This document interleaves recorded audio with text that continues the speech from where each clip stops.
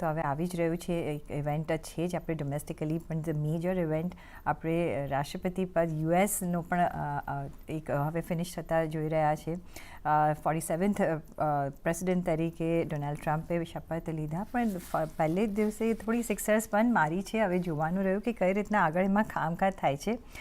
પણ જે પણ ટેરિફની છે ઘોષણા ઓફકોર્સ હજી ઇન્ડિયા ચાઇના માટે કંઈ કહ્યું નથી. ટિકટોક માટેની ઓફકોર્સ ચાઇના માટેનું એમનું ઓપન રાખ્યું છે કે જો એ નથી કરતા તો કદાચ ત્યાં ટેરિફ્સ વધી શકે છે.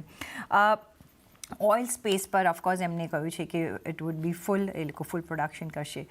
પણ આ બધા જે પરિબળો છે કઈ રીતના અત્યારના ઇન્ડિયન માર્કેટ્સને અફેક્ટ કરી શકે છે હેન્સ ફોરવર્ડ, બિકોઝ આપણા માર્કેટ્સ ખાસા વોલેટાઇલ રહ્યા છે. એમાંનું એક કારણ ઓફકોર્સ ટ્રમ્પની શપથવિધિ પણ હતું. કઈ રીતના આપણે આગળ જોવું જોઈએ?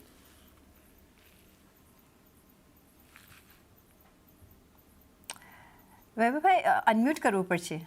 Yeah, sorry Preeti, I was on mute. So જ્યારે આપણે 2025ની વાત કરીએ છીએ રાઈટ, ત્યારે સરપ્રાઇઝિંગલી મેં એક આઉટલુક લખ્યું તો એમાં કહ્યું છે કે 2025નું વર્ષ એક એવું વર્ષ છે જે ડિટરમાઇન થશે ગવર્મેન્ટ પોલિસીઝ એન્ડ રિફોર્મ્સના કારણે.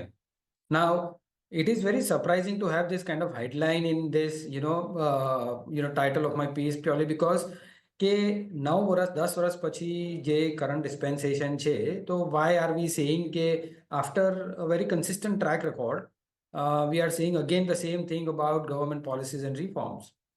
અને જ્યારે ગવર્મેન્ટ પોલિસીઝ અને રિફોર્મ્સની વાત કરીએ ત્યારે એ ખાલી ઇન્ડિયાના નથી બટ ક્રોસ ધ ગ્લોબ અને સ્પેશિયલી યુએસની પોલિસીની પણ વાત છે.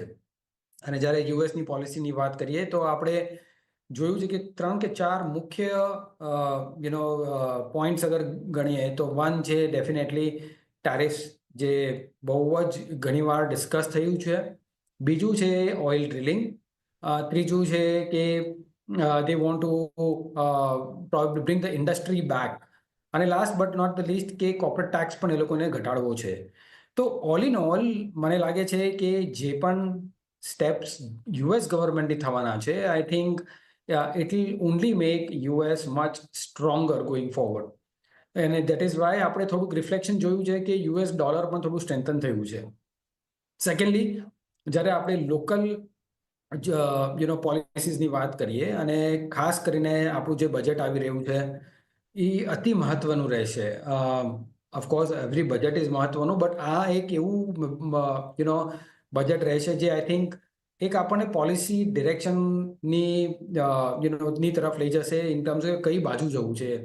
ખાસ કરીને કે 2 ક્વાર્ટરના જીડીપી નંબર્સ આપણે જોયા, થોડા સોફ્ટર જીડીપી નંબર્સ જોયા, અને ત્યારે કે ગવર્મેન્ટને થોડુંક ઇકોનોમિક પુશ પણ લાવવું છે. તો આઈ થિંક કયા સેગમેન્ટથી પુશ કરીએ અને ઇન ધ એન્વાયરમેન્ટ કે ફિસ્કલ પ્રુડન્સ પણ સાથે એમને બેલેન્સ કરવી છે. તો I think it's going to be an extremely I would say tricky budget and a well balancing act. અગર હું કહું તો કે between fiscal prudence, capex increase or consumption boost. આ કેવી રીતે મેચ થાય છે એક વખત જોઈશું આપણે ફેબ્રુઆરી 1ના, અને પછી પ્રોબેબલી એક માર્કેટનું over a period of 6 months to 9 months એની આગળની મૂવમેન્ટ આપણે એના પર ઘણી બધી નિર્ભર રહેશે.